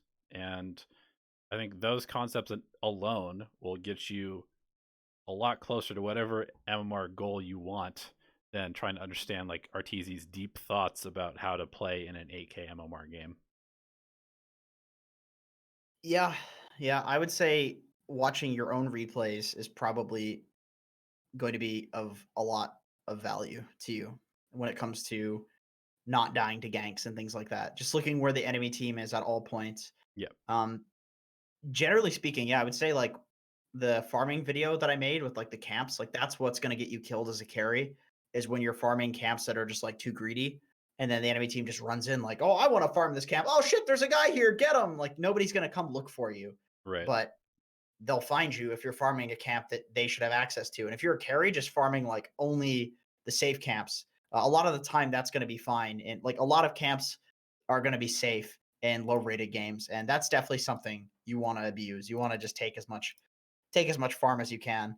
And that's why playing heroes that can like jump people. On my Smurf, I've been in unranked. I've been playing like Ember, and that hero feels really good because you can jump people who are farming stupidly, but then Hmm. also you can hit creeps and you scale, so you can kind of do everything. And that's I really like a hero like that. Like I feel like a hero like that can really take advantage of the shit that happens in Yeah. low rated games. Yep. Anyway, Sergeant Sarcasm says, "What's a good way to deal with depression while playing? I've been getting it more and more recently, and I really need something to start pulling me out of this rut." Oh God. Play less Dota. That's the answer. You Honestly, have to play less. yeah, just focus on like for me, it's like doing something that I just like it, okay, for maybe it's different for you. I can't speak to like what causes you to have depression, but for me, usually when I have depression, it's like all I care about or all I hope that I care about in that situation. 'Cause sometimes you can't control it and you just are stupid and you don't try to fix it. But all I try to care about is putting my mind in just letting myself just do whatever I want. You know, like if I want to watch a fucking TV show, if I want to play Minecraft and I don't want to play Dota, I don't want to work, I don't do it. I just do whatever gets my mind in a good state. That's like the primary focus. And often that's just not playing Dota, you know? You just need to just do something that just is so baseline and easy that it just makes you happy. Eat for fuck's sakes if you have to. You know, obviously within reason. Exercise is really good. Definitely, I've had so many times where I'm depressed, I'm anxious, I'm mad, and I go to the gym and I work out. And as soon as I'm done, like while I'm doing it, it's awful and miserable. But when I'm done, I'm like, thank God I did that. I feel so much better. Yep. That's some like dopamine rush chemical bullshit. That's pretty good. But for a lot of my depression, it comes from just anxiety and just feeling like I have too much on my plate and not giving myself time to like breathe and actually giving myself space. Yeah. And sometimes you just need to do that. Go take a bath, you know, just do something, think your thoughts, feel your feelings, like let yourself come to terms with whatever it is that's causing you to feel that way. Like a lot of the time you'll think something through and you'll be like, why was I ever depressed in the first place? But if you're not giving yourself space to do that, it's never going to happen. It's just going to get worse. And then thinking about it's going to be harder and harder and harder. We already talked about the protector. It's the same thing. You Yeah. know, And chances are, if you're trying to like play Dota through feeling bad, you're basically like looking at Dota as medicine for it, which it's not. You're basically looking at Dota as like, if I can just get this win, I'm going to be happy. And if you get to that point, you're going to be in for a very bad time because um, you're going to be playing worse because you don't feel good, and then you're going to not win very much because you're playing worse than you normally do, which means that you're just going to spiral in that way. And so it's super important to just remember that there is nothing in the entire world that grows that doesn't take breaks. Every single thing in the entire world that grows has like periods of rest and activity in terms of its growth. And so if you do not take breaks and like full on breaks, I'm not talking about like, you know, oh, I'm not playing Dota today, so I'm going to be on Dota buff, like looking at hero builds and trying to like theory craft, and I'm not going to play ranked today, but I'm still going to play like 10 games of unranked. Like, you need to legitimately not play Dota. Just don't. Do something else. Figure out what makes you happy outside of the game, and only then come back and play, because then you can actually have a healthy relationship with it, and it won't be the only thing that can heal you, but it doesn't actually heal you. It's just a band-aid that will wear off very quickly. beautiful, man. I agree. Jenkins, how do competitive tournaments feel? fucking exhilarating, man. It's addictive. It is way too addictive. I wish I never fucking competed in the first place. Let me tell you that. It's not good. Been playing a lot of Bane lately, says Hockeylionaire. Is Hockey here? Haven't seen him chatting. Have I'm decided good. his play style is a lot about catching out a solo player, pushing a lane too deep, or jungling to allow time for the team to come set up and kill. This is true, but at lower MMRs, this type of understanding of how to play around it is near impossible, leading me to think that certain players, such as Bane's style, prevents you from playing them in non-high rated games. You are better playing a Lich type hero who can just follow around a carry and buff him and do good in team fights. Agree or disagree? Oh, he's here. Okay. I actually dude, Hockey Laner has pretty good thoughts about the game. He's got pretty high level. He's always been like that. I tend to agree. I find that all the time. Like if you're playing, the example I always give is if you're playing a hero like an Oracle. If you're playing a hero that's only purpose is to save your carry, it is very, very hard to have consistent win rates and impact in I think games. Lich is like an insane hero for low rated games because Yep. people just walk into team fights not knowing what the fuck's going on, Yep. and then there's a chain frost bouncing, and when they realize what's going on, it's too late. It's way too late. I agree. I think Bane is. I think there are certain heroes that are way better when played with like teammates and stuff. Yes. So Grimstroke, for example, yeah, amazing hero if you can combo with somebody who's on the same page as you. Awful hero if you're just like ink swelling somebody who runs back to their tower every single time because you aren't coordinated. yeah. So yeah, I'm 100% inclined to agree. And all I can say is I don't know what bracket that's going to get better. I know that Bane in my particular bracket is actually quite good. Yeah. People are very, very goddamn horny to play around a Bane because it's like, ooh, I'm going to get a grip. I'm going to steal that kill because a grip is a guaranteed kill, right? It's just so guaranteed. Right. But Lich is like going to do way more damage in team fights than a Bane. Like I said, Ember Spirit. This is a hero that I've been playing Ember offlane on this Smurf in unranked, and every game I'm going like 25-1. And I've played games where I'm like Beastmaster or Bristleback, and I'm feeding to legends and archons and stuff in unranked because it's just some heroes just aren't that good if you don't have a team to do stuff with you. Right. Like you need some hero that can do shit all on your own. And yeah, no, I agree. That's all I can say is I agree. Yep. What I I agree what as I well. 1v1 speed. I am so bad at 1v1s. I challenged a divine player to a 1v1 the other day and I fucking lost. He just obliterated me. He completely obliterated me.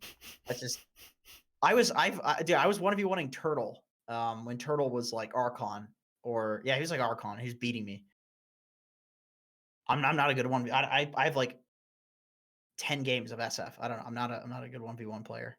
Yeah. I don't think it's I mean, it's obviously important, but it's not that important in like the grand scheme of things. Masley says, I spoke to you Elevated about how you should limit your hero pools if you want to start gaining MMR. I was wondering how big your hero pool is, how good the heroes are. Example, PA is one of my comfortable heroes as position 1, but it's not very good, especially at my bracket around Divine and Immortal. When I play it, I still feel good playing, but I'm wondering how game losing it is for my team and how much better is it to play other meta heroes. Thanks for answering questions. Love you guys. Also, shout out to F is for Friends tier on Patreon. Yeah, shout out to those guys. Fuck yeah. They're awesome. I don't get that many messages on Steam though. I gotta say, a lot of people are just on my friends list. Nobody messages me. Yeah. I message F is for Friends people more than they message me. Hockeylionaire, tell them. I bitch to people. But yeah, I think we talked about this, Donnie, off stream about how like Lion might be fun and you might be good at it, but you're just making the game insanely hard for your team. Yep. For you too, it's like you're just 80 damage earth spiking people and just desperately trying to right click away, and like you have to take all these sick trades and sick stuns Yeah. in order to like make the hero worth it. And it's like, why the fuck am I not Lich? Yeah, you Why have am to I not try Lich right now? so hard to make some heroes work. Like if I look at my last week of games, okay, so I've played 8 Spirit Breaker games, 8 Snapfire games, 60+% win rate with both of them. Then I've got 3 games of Shadow Shaman, 3 games of Undying, 2 games of Phoenix, 2 games of Dragon Knight, 2 games of Bounty Hunter, Juggernaut, Witch Doctor, Bloodseeker, Earthshaker, Avatar Apparition, Lich, Zeus, Ursa, Axe, Lion, Trio Protector, Tidehunter, Razor, Sven, Marana. Just too many. Like You know, I probably played half of these heroes at like 20% of my ability to play them. But I was Dude, just I like, gotta say, I am at the highest possible MMR that I've gotten in so long. And my versatility, I went from 9 to 5, which is still too high. I consider myself a pretty versatile player. I played for a long time, but I reduced it by half to half. I reduced it to half. And my MMR went up. There's no coincidence there. yeah. I'm playing shit that I know works. I'm playing shit that I know how to play. And I'm so happy with it, with the results from it. Yeah, I mean, Uh, you know, it's just like you said. Like I can pick any other hero or I can just pick Snapfire. Like if I pick Snapfire, there's like an 80% chance that I'm going to be able to play the lane at least remotely to even or advantage for us. If I pick any other hero, I might be up against like Axe Rubik and they're just going to fucking dumpster me and my carry or something like that. And it's just like, this is not fun. It's not fun for me. It's not fun for my carry. It's not fun for my team because now there's like a level 12 axe with Blink Blade Mail BKB at 20 minutes because there's nothing we could do because I'm a fucking witch doctor that can't do anything when an axe just runs at you. Like, yeah, that's another one of those heroes that's like you just wish you could do so much more, but you can't. yeah, So to answer your question, yes, you are probably making your games way harder than necessary by picking some kind of bad hero, and that's just the way it is. yep. You just you play some Viper or Medusa, some like 30% win rate hero. You feel it. It's like, yeah, you could probably win, but why bother? Why bother win with that shit? Okay, so Kegel King. Can anybody guess who that is? Let's see. Let's see how much chat remembers. Who's an old alchemist here? Kegel King says, question. You know who it is, Donnie. Yeah, When are you two going to three stack with me? And he says that's a top three question. we should. We should do that actually. That's a Yeah, good idea. I've my Smurf just for this, so I'm actually 100% down. We can definitely do some. Maybe when we do the stream of our duo queue, we can queue with patrons as well, yeah. and just do like a 5 stack. We could even play lobbies and have us with our scuffed Stupid. ass hero combination plus 3 people against 5 people who are coordinated. Yeah, Like yeah, sure, that could be pretty sure. fun. We could get like coaches and stuff in there. Yeah, I'm down to do anything. I'm down to do it. We should just have like a patron fun night, Yeah, like once a month or something like that, and just like fuck around. Just have just do lobbies and 1v1s and shit. we need to do that this week or this weekend. Yeah, Actually, we should. We should. I need to. Yeah, I'm gonna need. I'll probably take. I can like. We'll figure it out later, but I'll like cancel all my coaching on Saturday or something. It's all available. I don't think I have any booked, but okay. we can just do patron stuff. Anyway, Dragon Middle says, just wondering, what are your thoughts about Lone Druid? Is he a better mid or a carry? Do you think Necrobook would work on him now? Yes, I think Necro is broken on every hero. Although you don't use the mana regen is the only problem. I Yeah, think you probably want a hero that uses the mana regen. That's like one of the best parts of it. probably better Is off going something else, but Yeah, honestly. Is offlane LD just not viable? I've been spamming him for a while now. I'm not sure what to think in this new patch. I feel like offlane LD needs like too much farm, needs too much space. He kind of takes space. Like he will really play like the carry a lot of the time. So if you want to carry, yeah, then sure. But at that point, you'd be better off safe laning because you're going to take space from your carry anyway. right. I think Lone Druid's a really good mid. He really benefits from the levels. He can pressure the tower before any mids can deal with it. And that way you can kind of like take space and also play active because he is weird in that sense that he can run around and take towers and stuff. Yeah, But he's kind of like DP on steroids to some extent. Like, yeah, DP or Dragon Knight or something like that, where they like, yes, they're carries, but they also run around and fight. But you wouldn't want like a DP off lane necessarily because what if there's no space up for her on the map? What if she can't get items? You think a right. DP off lane is going to be useful without items? I don't think so. Underlord off lane with very few items, quite useful. Yep. You can just run down a lane, push, press ulti, make space. Yep. DP, DK, they can't do that. So that's kind of the problem. So I think mid lone druid is great. I think that's probably his best role. I agree. Gestraga says, question about lane understanding. I was playing Void with Disruptor against Centaur and Invoker. My breed is Disruptor is good at harassing. I can trade with Q, but Invoker has a lot of regen and Centaur hits kind of hard and he's very tanky.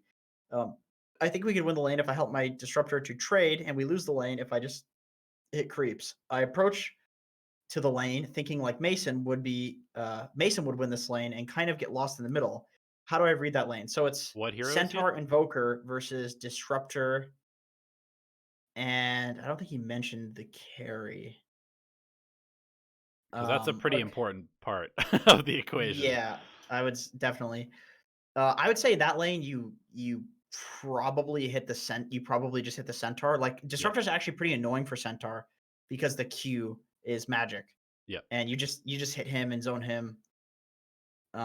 Invoker you would hit if you can like kill. Invoker's like really weak in level 1. You can probably harass the Invoker a bit in level 1, but once he has like a couple of levels, you can also play that lane to pull. I don't know. That lane doesn't really pressure that much. He says void. He's Oh, facing Void. face Oh, void. okay, okay. Yeah, I Oh, think he's playing Void. Okay, I see. you definitely hit the Centaur because he's the one that's actually going to pressure you in the lane. Like Centaur can pressure a void in lane because he can threaten to stun you if you go for last hits. And I kind of feel like position 4 invokers are just like a non-hero to some extent. Like you don't want it's like a Nyx assassin. You don't want to trade with them because their regen's too high, but they also kind of do 0 damage to you. So you just trade with the person that's in the lane that actually takes damage and cares about it. Yeah, I would say like Void doesn't want to play to hit a Centaur. Yeah. I think you guys don't I think you guys don't really win that lane. You play that to farm. Like you harass a bit so that way they're like regenning and they can't contest you pulling. But Void just plays to get last hits because Void is going to outcarry Centaur. Invoker is going to get outcarried by Disruptor. Like your heroes are really good in the late game Yep. and in the mid game. Like he can chrono, you can use your ultimate. Centaur gets an ultimate, it's not that good. Like Centaur is good at laning. Invoker, he levels up, he scales kind of linearly. So like you guys have some nice power spikes you can play around, and Void's like a hard carry. So if he just gets items, you're good. I would say Void against Centaur, like almost always, you never want to just hit the Centaur. And Void is fine against Centaur because if Centaur stomps, you can just jump after. Like I don't think Void can die in that lane. So you just kind of play to farm. Yeah, And I would agree. eventually, if you get levels, maybe you can kill them with like a 4 rotation, something like that. Yeah. But yeah, I would say with like Void, now that I actually read the first sentence and saw that it's Void, Void just hits creeps there. Also, Chistraga says, I played a super weird and toxic game where I was Jug, and my Jakiro decided to support my Pudge 4, who was soloing top because my Ursa 3 decided to go jungle. I mean, this game was the worst thing I saw in a while. The thing is, I was solo against a Weaver offlane who fucked me. What should I have done? I was farming, but he killed me. Sentries. You just need sentries. Um, it's not easy to lane as Jug versus Weaver. I would say, depending on the level that you have, if your lane is hard with Jug, it's actually quite easy to play that hero against hard lanes because you just spin the wave and then you run away. Yep. Spin the wave, run, spin the wave, jungle, spin the wave, jungle. Just keep doing that. And that's how I would say, and do that with a sentry. And just be prepared to have regen. Like when you're spinning the wave, he's going to beat your ass. So have regen prepared for every time you spin the wave. You kill the whole wave, it's going to give you more gold than the regen it's going to cost Mm-hmm. to, especially because you have healing ward. So Yeah. what do I think about the Ring of Trask as a starting item meta? I did it first. That's what I think. Did Donnie get immortal? Says Lack of somebody, or did I beat him to the crunch? You did. You beat me. I've been stuck at my MMR for way too long. You sound so defeated. I am because I'm just tired. I'm tired of the fact that every time I say anything on a video, people question me because I'm not immortal. It's just like, okay, that's your opinion. So I legitimately the only reason I want to get immortal at this point is just so I don't have to deal with that shit anymore. Like I don't even care about anything else. I just want to stop having to fucking justify everything that I say to people. You know, ironically, that as a motivation might be fucking you kind of hard. Probably. You know, you never know. Damn, you're immortal. That's crazy. Lack of somebody has gotten a lot of MMR. Yeah, it's dope. He was 4.5k when I did coaching with him a while back. He says he'll boost you with TA. No thanks. All right, that's it. We're out of questions. All right, this is a 108 long minutes. ass podcast, man. Yeah, it's been a while. So thank you guys for tuning in. And thank you, as always, to all of our patrons for the excellent questions. They just continue to get better and better. And you give us a lot of stuff to talk about, man. It's always good. I would say at this point, I get just as much out of these podcasts from just discussing ideas and thinking about stuff as we give to the patrons. So Yeah, I feel that way too. It's very cathartic. yeah. All right, guys. Take care. We'll see you next time.